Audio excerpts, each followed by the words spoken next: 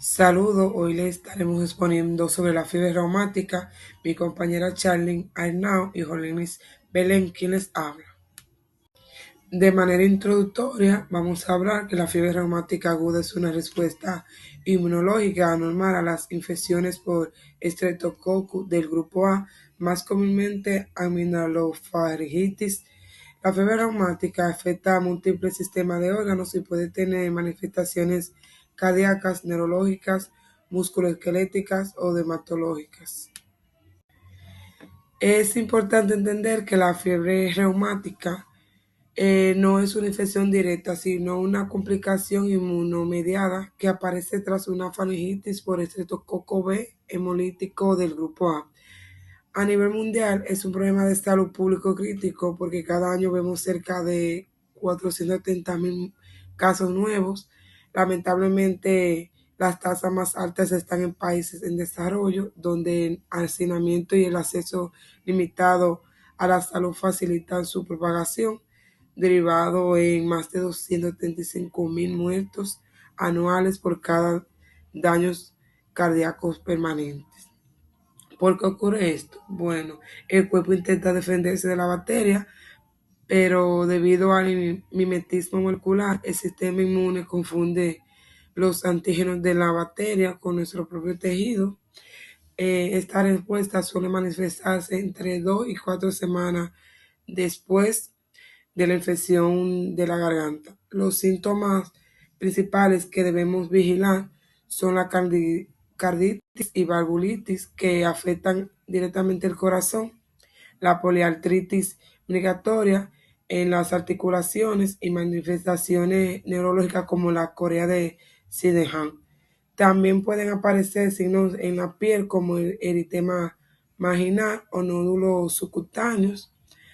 Eh, para diagnosticarla, la herramienta estándar son los criterios de Young modificados. Dado que los síntomas varían mucho entre cada paciente, estos criterios nos ayudan a estandarizar el reconocimiento de la enfermedad. Esto tiene un objetivo final de que es diagnóstico temprano, porque es bueno evitar la transición de la enfermedad cardíaca reumática. Si actuamos a tiempo tratando la infección aguda, podemos prevenir una morbilidad grave y salvar vidas. Etiología. Al hablar de la etiología debemos entender que la fiebre reumática es una reacción tardía a una infección previa por el estreptococo B hemolítico de grupo A.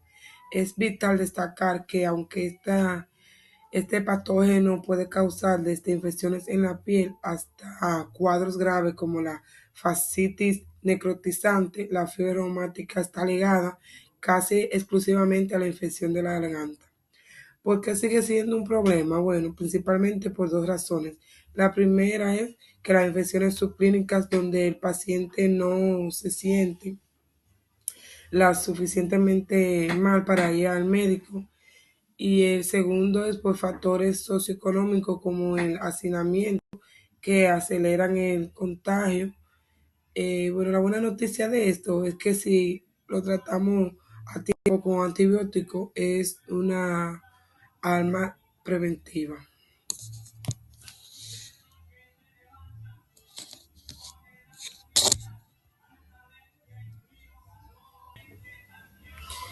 Pasando la epidemiología, las cifras son importantes. Hablamos de casi medio millón de casos nuevos cada año y 39 millones de personas que ya viven con las secuelas cardíacas de esta enfermedad.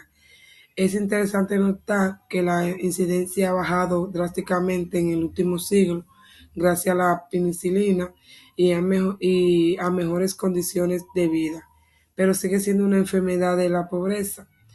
El grupo de mayor riesgo son los niños de 5 a 15 años. Un dato crítico para la práctica clínica es el riesgo de recurrencia. Si un paciente ya tuvo fiebre reumática y contrae una nueva faringitis no tratada, tiene un 50% de probabilidades de que la enfermedad regrese. Finalmente, las brechas globales son enormes. mientras en Estados Unidos la incidencia es baja en poblaciones vulnerables como los pueblos indígenas de Australia o en países en desarrollo. Tasas son hasta 30 veces superiores debido al hacinamiento y a la falta de tratamiento oportuno.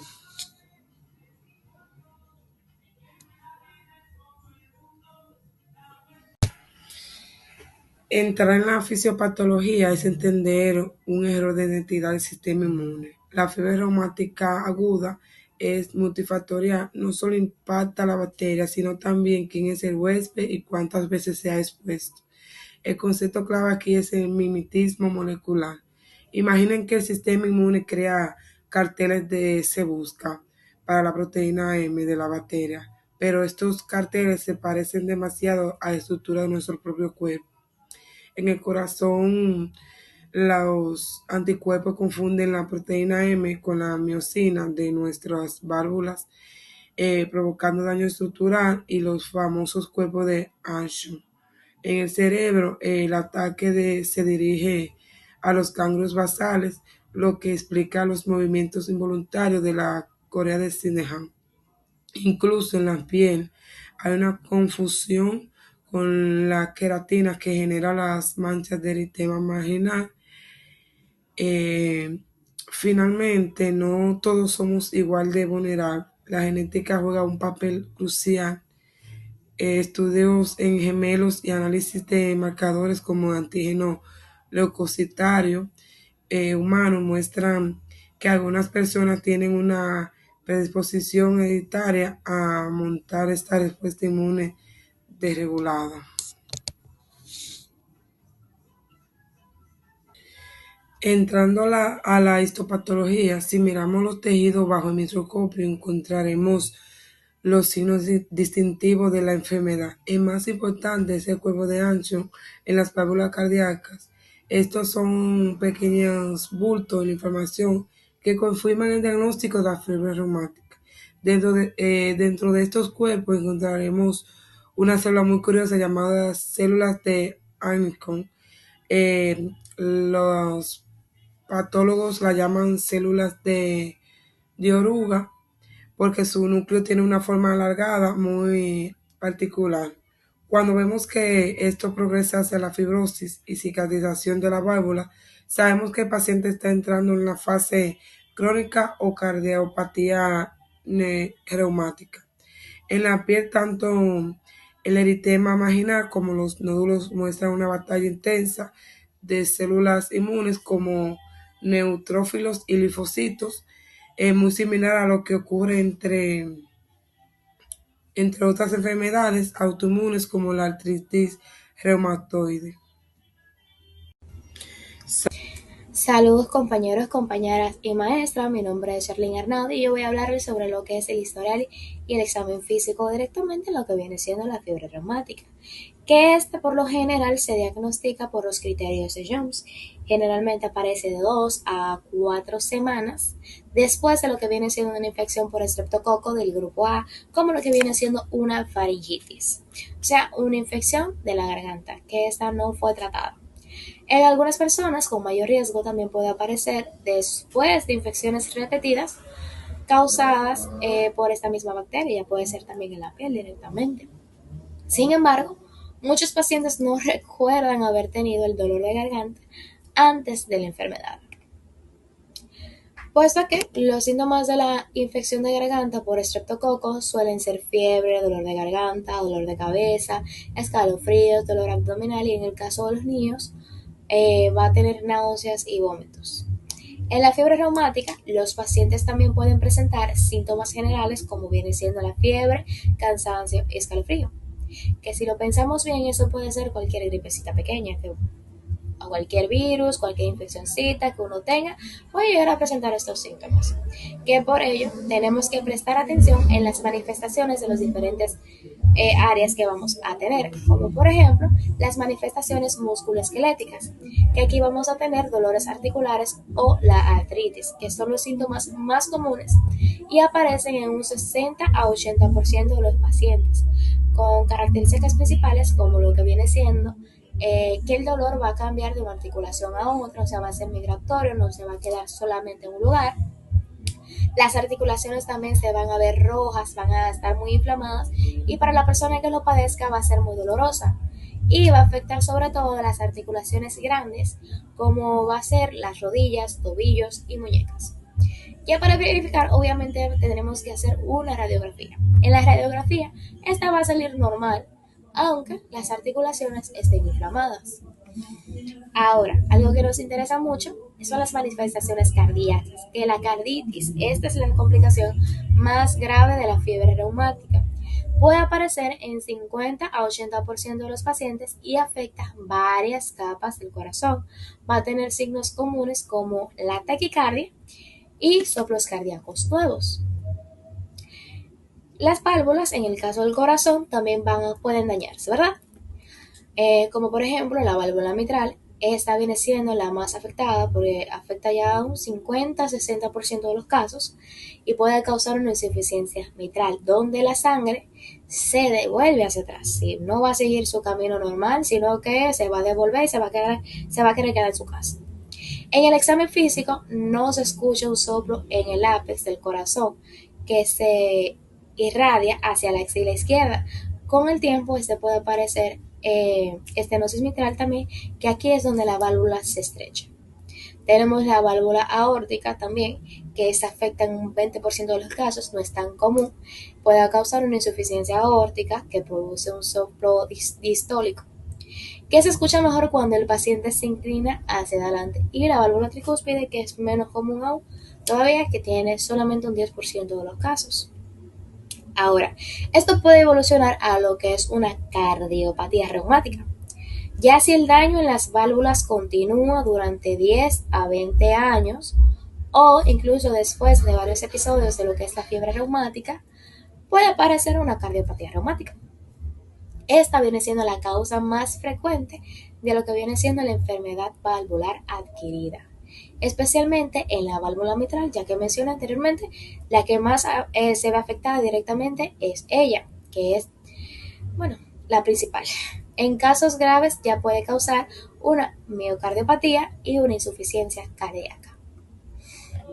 Las manifestaciones directamente dermatológicas también las tenemos, que estas vienen siendo las principales lesiones en la piel, como los nódulos subcutáneos, van a aparecer en menos del 10% de los pacientes. Estas van a ser bolitas firmes e indoloras debajo de la piel. Se van a encontrar cerca de las articulaciones, especialmente en superficies extensoras. Suelen asociarse también con carditis grave y el eritema marginado, que este aparece en menos del 6% de los pacientes. Ya esa es una erupción rosada o roja en forma de anillo. Esta no va a producir la aplicación directamente. También aparece en lo que viene siendo el tronco y las extremidades, pero por suerte se va a mantener bonito, no le va a aparecer en la cara. Y puede aparecer y desaparecer en diferentes partes del cuerpo. Ya las manifestaciones neurológicas, tenemos que las principales manifestaciones es la corea de Sydenham, que esta aparece en lo que viene siendo un 10 a 30% de los casos y puede sugerir de 1 a 8 meses después incluso de una infección por estreptococo. Esta se va a caracterizar por movimientos involuntarios e irregulares, afectar la mano, la cara y los pies. Puede ser más fuerte ya de un lado del cuerpo, o sea, no siempre va a tener como que la misma frecuencia de un lado que de otro. Y este no va a ocurrir durante el sueño. Si usted está durmiendo, va a estar tranquilo. También puede presentarse como cambios emocionales, ansiedad, llanto, risa inapropiados, tics o muecas faciales y dificultad para hablar o escribir. Ya un signo característico es el signo de la lechera, donde el paciente no puede mantener la presión al apretar la mano del examinador porque el músculo se contrae y se relaja de manera irregular.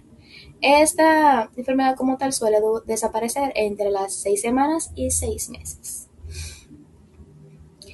Tenemos ahora el criterio de Jones, que como le mencioné, esta enfermedad se diagnostica más por lo que viene siendo el criterio de Jones, que para diagnosticar un primer episodio directamente la fiebre reumática se necesitan 2 criterios mayores o un criterio mayor y 2 menores. Para diagnosticar un episodio recurrente, se requieren 2 criterios mayores o un criterio mayor y 2 criterios menores o 3 criterios menores directamente. Ya en algunos casos especiales, como viene siendo la corea de Steiningham o la carditis tardía, ya el diagnóstico puede hacerse aunque no se cumplan todos los criterios, pero para eso se debe de confirmar con una ecografía. Aquí les traje el cuadrito para que puedan ver directamente cuáles vienen siendo los criterios mayores y menores. Así que estudienselo y apréndanselo como el Padre Nuestro. Ahora, la detección por estreptococos del grupo A, que para que confirmar que el paciente tuvo una infección por estreptococos se utilizan varias pruebas de laboratorio para poder detectarlo, como el cultivo de garganta, que es el método de referencia, pero ese tarda mucho más tiempo en dar resultados. Pruebas rápidas por detección de antígenos, que dan resultados rápidos y también son económicas realmente. Las pruebas de amplificación de ácidos nucleicos, que estas son más sensibles y detectan la bacteria en menos de una hora. También tenemos las pruebas serológicas, que están miden los anticuerpos directamente. Estas dos últimas son importantes porque la fiebre reumática aparece semanas después de la infección. O sea, no aparece inmediatamente usted tiene la infección. Por lo que los anticuerpos en sangre ayudan a demostrar que hubo una infección reciente. Esa va a ser la pista que se debe de seguir para poder llegar a nuestro criminal directamente. Ahora, la evaluación cardíaca. Aquí tenemos todos los pacientes con sospecha de fiebre reumática deben evaluarse para poder detectar el daño en el corazón, ya que esta enfermedad puede afectar las válvulas cardíacas. Los estudios directamente que se realizan son la radiografía de tórax, que puede mostrar el aumento del tamaño del corazón o un edema pulmonar. El electrocardiograma, que es el hallazgo más común en la prolongación, viene siendo el intervalo PR. La ecografía, que permite identificar lo que son las valvulopatías, la insuficiencia cardíaca o la carditis subclínica. En la ecografía es muy importante. ¿Por qué? Porque esta puede detectar la inflamación del corazón incluso cuando el paciente no presenta síntomas evidentes. Tenemos el diagnóstico diferencial directamente de la fiebre reumática. ¿Por qué? Porque esta puede confundirse con enfermedades porque sus síntomas son variados, como se lo mencioné, a la hora de detallarlos. Puede confundirse con cualquier cosa dependiendo, claro está, el sistema que usted esté evaluando. Cuando hay una poliartritis, o sea, dolor e inflamación en las articulaciones, puede confundirse con una enfermedad de Leiner, puede confundirse con una artritis reactiva post-streptocócica, artritis séptica, reacciones a medicamentos, enfermedad del suero o artritis reactiva post-infecciosa directamente. Cuando hay una afectación directamente cardíaca, o vamos a poner una carditis, debe diferenciarse de una endocarditis y una miocarditis viral. Cuando aparece la corea de Steiningham, o sea, los movimientos involuntarios, esta puede confundirse con un trastorno neuropsiquiátrico asociado a infecciones estreptocócicas directamente con el síndrome de Torrent, entre otras enfermedades también.